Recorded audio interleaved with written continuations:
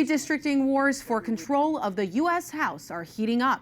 The political and legal threats against Democrats who left Texas to protest a redrawn political map have gone further than many anticipated. Now, Texas Senator John Cornyn has requested the FBI step in and assist law enforcement in locating the members who left the state. Capitol Hill correspondent Erik Rosales joins us with the latest. Erik, great to see you.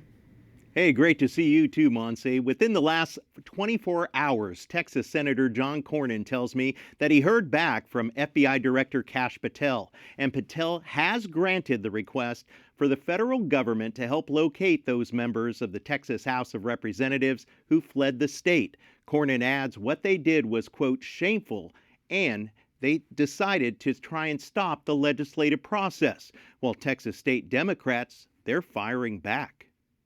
What we're looking at is a governor who is conspiring with a disgraced president to use unconstitutional, illegal racial gerrymandering to destroy our communities. State Representative Jean Wu is one of 50 who left Texas. State and U.S. Republicans are determined to bring them back.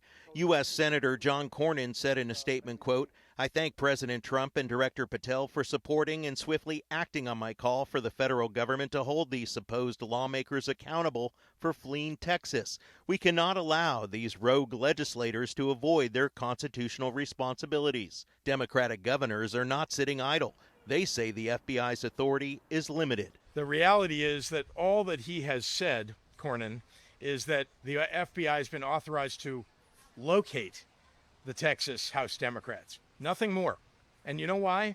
Because there is no federal law that allows them to arrest Texas Democrats who are here visiting the state of Illinois. If Texas Republicans vote to adopt a new congressional map, California Governor Gavin Newsom, a Democrat, says his state will redraw its congressional districts as well. That we cannot unilaterally disarm in this existential moment in terms of these congressional maps in 26, 28, and 30. But House Speaker Mike Johnson, a constitutional lawyer, disagrees and says California could wind up in court. It's up to each state to handle those things. Texas seems to have a good grasp on it.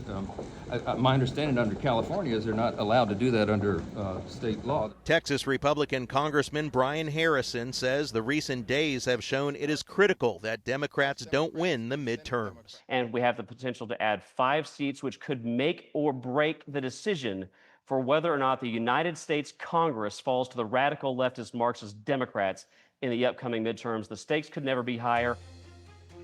And by the way, we have some late-breaking news. Attorney General Ken Paxton of Texas has now asked the state Supreme Court to remove 13 of the Democratic representatives who actually fled the state. He says because they abandoned their seats.